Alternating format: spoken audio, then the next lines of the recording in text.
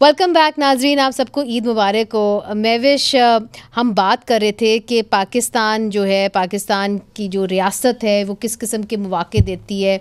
तो यहाँ पे नाइला कियानी साहिबा, अनीता और मलिका का ये कहना है कि सब यहाँ पे ज़्यादातर अपनी ही स्टीम से चल रहे हैं, अपने ज़ोर से चल रहे हैं। अब ये बताइए कि स्क्वॉश के अंदर तो बड़े बड़े नाम आए, जहांगीर खान आए और बड़े नाम आए। अब आप भी अपना नाम बनवा रही हैं, 15 साल आपकी उम्र है, मगर इंटरनेशनली आप रिकग्नाइज्ड हैं। रियासत आपको किस किस्म की सहूलियात देती है? एक्चुअली स्टार्टिंग में जो है तो फेडरेशन ने इतना सपोर्ट नहीं किया। Even my association they didn't supported me because junior थी मैं और मैं इतना अच्छा नहीं खेली।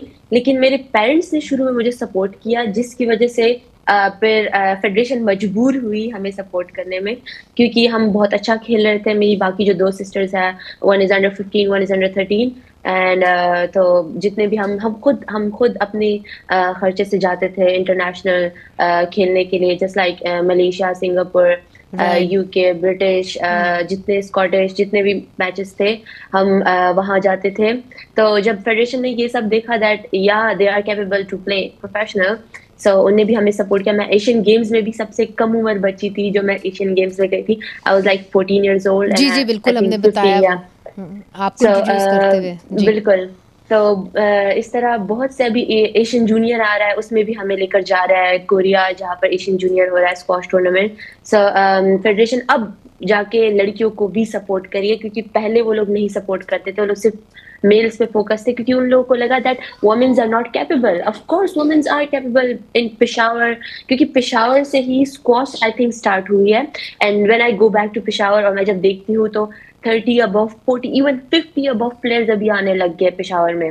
लाइक सीरियसली इतने ज्यादा प्लेयर्स अभी खेलते हैं, तो दैट्स अ लॉट। वो बहुत, मतलब मैं देख रही हूँ कि वुमेन्स में बहुत टैलेंट है, वो लोग ट्रेनिंग कर रहे हैं और फेडरेशन भी अल्हम्दुलिल्लाह, एसोसिएशन भी उनको सपोर्ट कर रही है, जो कि एक अच्छी बात है। आई नो बाकी स्पोर्ट्स में अभी इतना खास सपोर्ट नहीं मिल रही है, पहले स्क्वॉश में भी नहीं मिलती, अभी भी इतनी नहीं, लेकिन फिर भी पुश हो रहा है। So, आप मुझे ये बात बड़ी अच्छी लग रही है कि आप उम्मीद से हैं कि देखिए हालात बेहतर हो रहे हैं और उस इलाके में बेहतर हो रहे हैं जिसने बहुत दहशतगर्दी देखी है। नाइला, आपकी जानिब अब जो सवाल मुझसे आपके फैंस जो कर रहे हैं और बार बार कह रहे हैं मैं आप सबसे पूछूं, वो ये है कि आप ईद कैसे बनाते हैं? क्योंकि ईद का मौका है, तो ईद कैसे आप बनाते हैं? क्या आपको अपने घरों तक जाने का मौका भी मिलता है, या कि आप काम कर रहे होते हैं, ट्रेनिंग कर रहे होते हैं, उसी में आप बिजी रहते हैं? एक्चुअली मेरी ईद पिछले 3 सालों से, I started climbing 3 years ago, और मेरी ज़्यादातर ईदें वो हमारा माउंटेनियर्स का इश्यू होता है कि हमारा भी सीज़न होता है, हमें उसी सीज़न में क्लाइंब करना पड़ता है। तो वो मेरी ईद तो पहाड़ों में गुजरी थी, और वो I think it's a sacrifice from my side, और फैमिली के लिए भी मुश्किल था कि मैं हूँ नहीं। और लेकिन अभी ये वाली नेक्स्ट ईद इस ईद पे मैं फैमिली के साथ हूँ, और बच्चों के साथ, घर वालों के साथ। एक्चुअली मेरी family is all over the world, तो वो सारे आके इकट्ठे एक जगह पे मिल रहे हैं। तो काफ़ी साल बाद मेरा ये एक्सपीरियंस हुआ है, बहुत ज़्यादा खुश हूँ। और जो आपने कहा क्लाइंबिंग का एक पीरियड होता है, वो क्या सर्दियों में आप क्लाइंब करती हैं माउंटेन्स? जो मैंने पिक्चर्स देखी हैं उसके अंदर बर्फ़ जमी हुई है, तो इज़ इट सर्दियों में या गर्मियों में? सो हमारी क्लाइंबिंग डिफरेंट सीजन्स में होती है। नेपाल की जो पीक्स हैं वो हम स्प्रिंग में और ऑटम में जाते हैं वहाँ पे। चाइना का भी स्प्रिंग एंड ऑटम सीजन है। पाकिस्तान में सिर्फ समर में है, जून, जुलाई, अगस्त में हम क्लाइंब करते हैं, और वो इतनी हाई है कि वहाँ पे हमेशा स्नो और आइसी होती है। राइट। सो जाहिर है वहाँ पे स्नो और आइसी होती है, मगर आपने कहा कि आपके बच्चे भी हैं, वो शायद आपको देखते हुए कि जी मेरी माँ इतनी जो है ऊंची पहाड़ी चढ़ गई है या पहाड़ चढ़ गई हैं, वो ये नहीं कहते कि मामा नेक्स्ट टाइम प्लीज़ ना करें, ना जाएं? नहीं, मेरी भी बहुत छोटी है, एक 4 साल की, एक 5 साल की। तो वो 4 साल वाली ने कहना शुरू कर दिया कि वो भी मेरे साथ नेक्स्ट टाइम पहाड़ पे जाएगी। तो मैंने उसको खुश करने के लिए बोला कि छोटे पहाड़ पे लेके जाऊंगी। बोलते नहीं, वो जो आप बड़ा वाला पहाड़ है ना, वहाँ पे मुझे लेके जाना। तो they are getting into it, लेकिन as a mother they are being inspired. हाँ, they are being inspired by. लेकिन मेरा एज अ मदर दिल बहुत घबराएगा इफ दे चूज माउंटेनियरिंग। अच्छा, आपका दिल घबराएगा इफ़ यू चूज़ माउंटेनियरिंग। यही सवाल मैं आपसे करती हूँ कि आपने ख़ुद तो मार्शल आर्ट्स चूज़ की, आप अपनी नेक्स्ट जनरेशन को ये मशवरा देंगे जिस तरह इनके बच्चे हैं कि जी आप भी मार्शल आर्ट्स करें? हाँ, उनके पास आई थिंक ऑप्शन नहीं होगा। अच्छा, इट्स अ फैमिली बिजनेस। हाँ, नहीं, पहले तो पूछूंगी, ज़्यादा कोशिश करूंगी कि मार्शल आर्ट सीखें, क्योंकि ऑब्वियसली स्ट्रॉन्ग होंगे, और देन डिपेंड कि वो कहाँ जाना चाहते हैं। और आप दोनों की ईद, चूँकि आप दोनों रिश्तेदार हैं, एक ही घर से हैं, तो आप दोनों की ईद जो वो ठंडे ठंडे मौसम में हुंजा में होती है या आप इधर ही?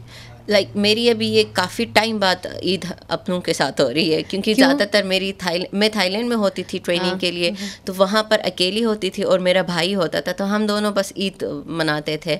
और अभी काफ़ी 3-4 ईद के बाद अभी हम फैमिली के साथ मनाएंगे। मलिका, आपकी ईद?